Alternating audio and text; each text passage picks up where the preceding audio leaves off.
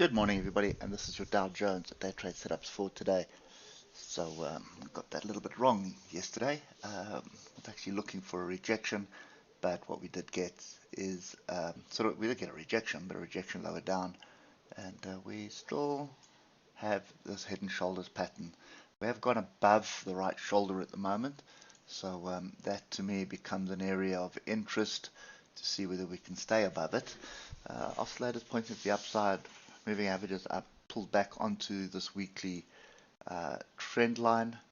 Well, not quite, but you get what I'm talking about. We've broken through. It does look like we're building support in this zone. This concerns me though on the weekly. Oscillators group to the upside, so a little bit of cautiousness in my trading at the moment, and also it does look like we're starting to get a crossover of the moving averages. So the weekly is starting to look like strong move up, 1 week pullback, strong move up, 1 week pullback, strong move up. We do have data coming out today. I've got CPI data, and then we have the Feds tomorrow. But if you look at this on the 3-hour, that's a fairly solid move above structure. So that's the area that we were looking to reject. It did not materialize. The trend was down on the 3-hour. Now it depends what happens. If we get a crossover the moving averages and we sort of defend this breakout, then I suppose we need to start looking for continuation to the upside, and that head and shoulders pattern will not play out. Now it's very important to realize that if you just go look at the data from not so much last year, but the year before, specifically on the Dow Jones. So the year before, and just get there. So the beginning of last year and the year before,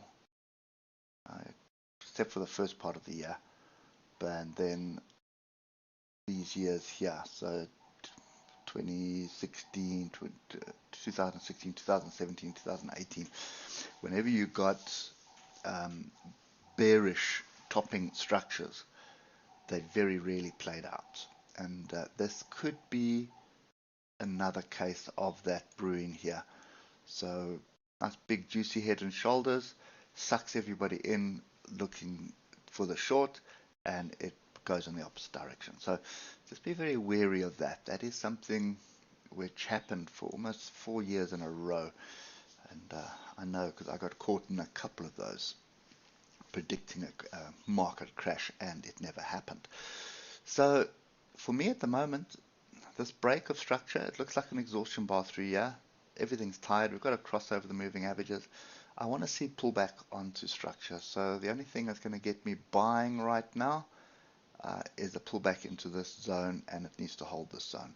So that's 33,919 and 33,868. So, yesterday we were looking for rejections off these tails here for a continuation down. Did not materialize.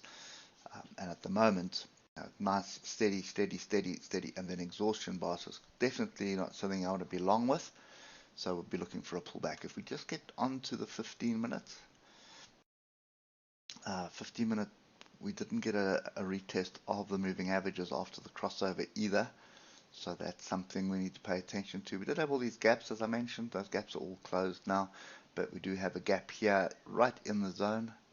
Make sure we don't have, and well, we've got one right at the bottom here as well. So if we do crash through this 33,900 area, then I would expect us to visit the bottom of the range again, which is down here at 33,454. Personally, I think CPI data is probably well worth paying attention to, and then see what happens here. We've got a little bit of overhead resistance here, but the big one that you need to pay attention to, excuse me, is this one here. So this is kind of the zone that you need to pay attention to, and you can see that's right where the weekly is at the moment. And then this weekly high, see that weekly high? We did get a close above it, then we got a sort of 1 week pull, sort of a range bar, then a 1 week pullback. So now getting above this area is something which I am assuming the bulls are after right now. Still quite far away, but that would be my ultimate upside target, which would be 34,300. So yeah, that's kind of my view. Pullback to be bought right now.